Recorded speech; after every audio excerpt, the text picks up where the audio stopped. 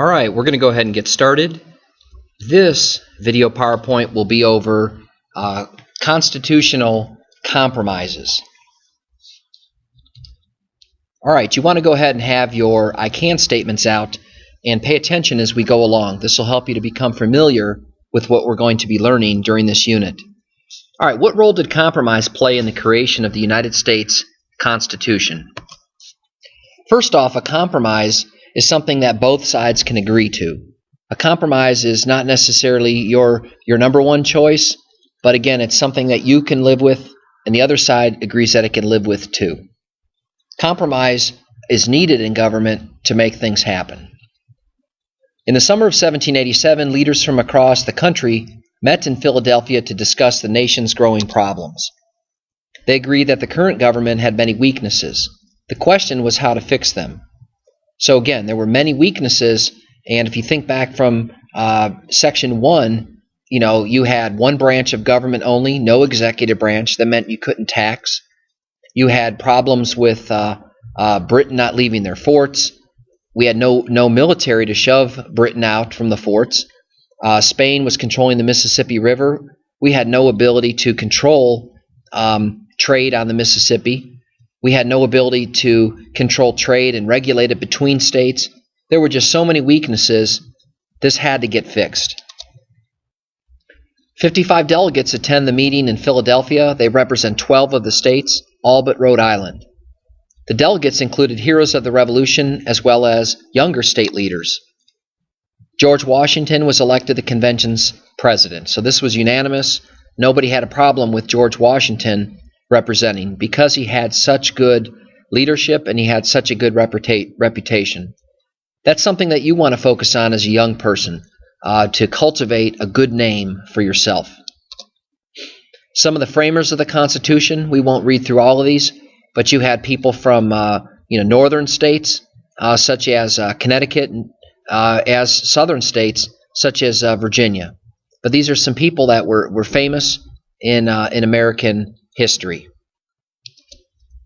The purpose of the convention was to revise the Articles of Confederation. Now, I mind you, this is revise. Nobody's meeting at this constitutional convention to change everything around. The point was to revise. Again, from the beginning, however, many delegates believed that the Articles could not be saved. One of the major problems is you only had one branch, the legislative branch. There was no executive branch to get anything done. So again, this conference turned out to be more of, in a strange way of looking at it, it was almost rebellion. These leaders were going against the Articles by changing it. On just the third day of the convention, a proposal was presented to replace the Articles with a totally new plan of government. The plan was written largely by James Madison of Virginia.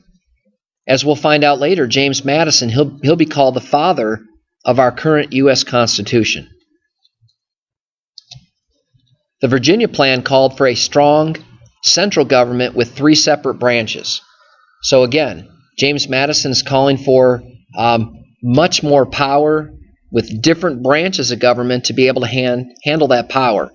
It's 3 separate branches. Remember, the French philosopher, Enlightenment philosopher Montesquieu. Again, that power should be divided to keep its abuses from happening.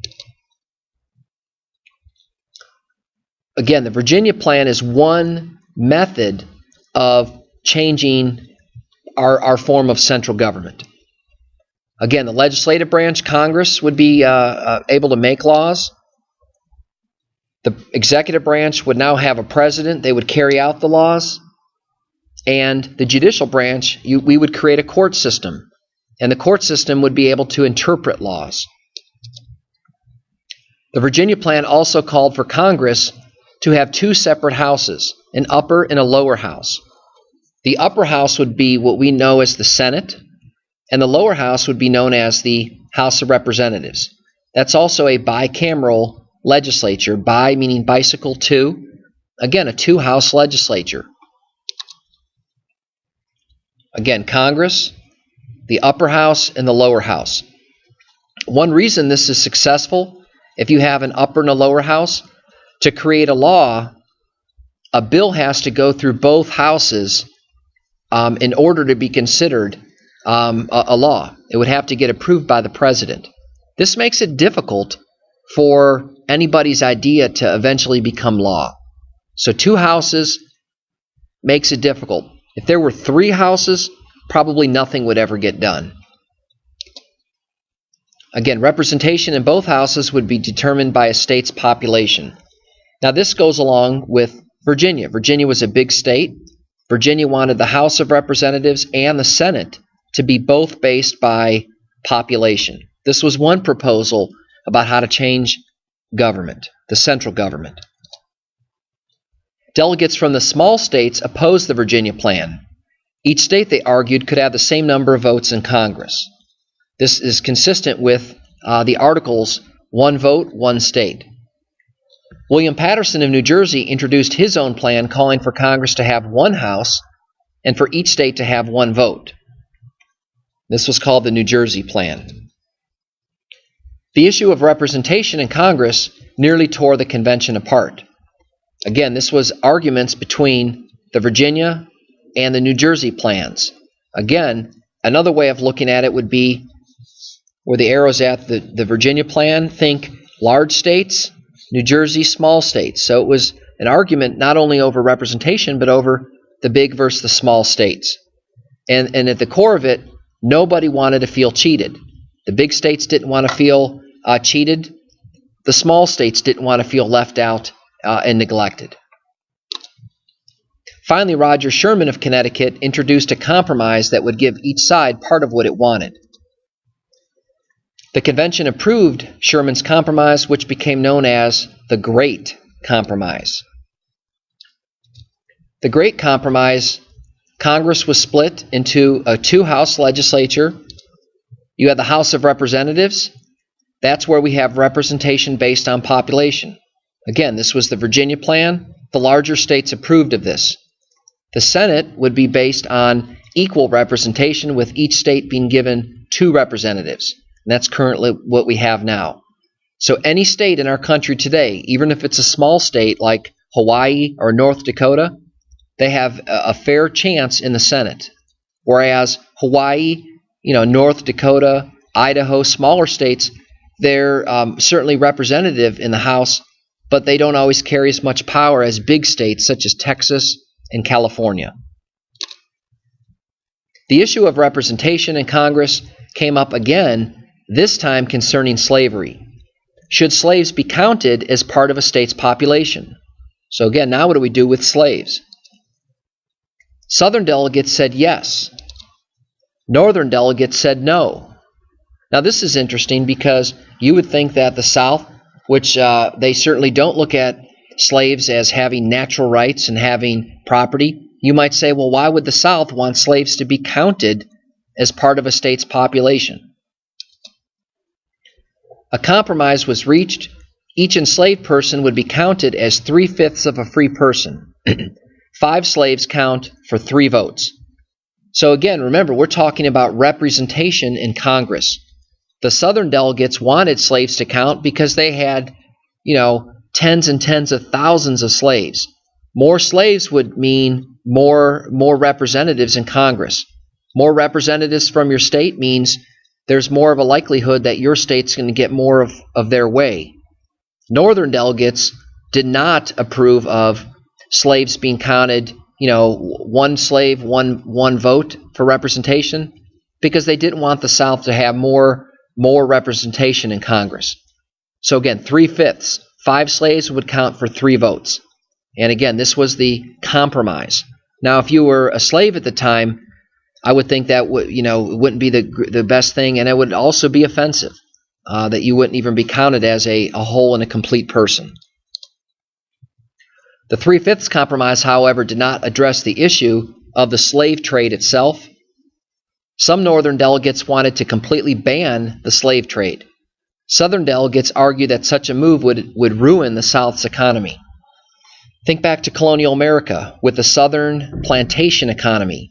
Again, the plantation agriculture, 1,000-acre farms that were run by manual labor, by slaves. These Southern delegates said if you ban slavery, how would the South have an economy? They would not be able to do their labor. They would have no labor system in place. The Middle States, remember, never really embraced slavery that much. The Middle States typically had small family farms. The North typically didn't have many slaves because of the geography and the climate. Rocky soil, cool temperatures. But again, the South said we need slavery, and some Northern delegates were saying, let's get rid of it. Again, a compromise was reached. The slave trade compromise came into play, and it stated that ships could bring enslaved people into the country for 20 years. That was it. So as far as bringing in new slaves to the country, you could do that for only 20 more years.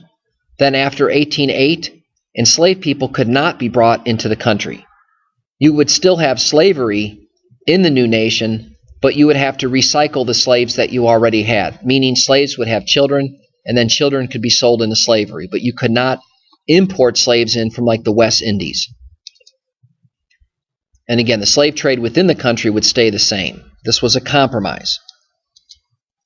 When the last compromise was reached, the delegates finally agreed on the provisions of the new Constitution. Gouverneur Morris wrote the preamble, that's the introduction, which identifies the source of the new government's authority in its opening words.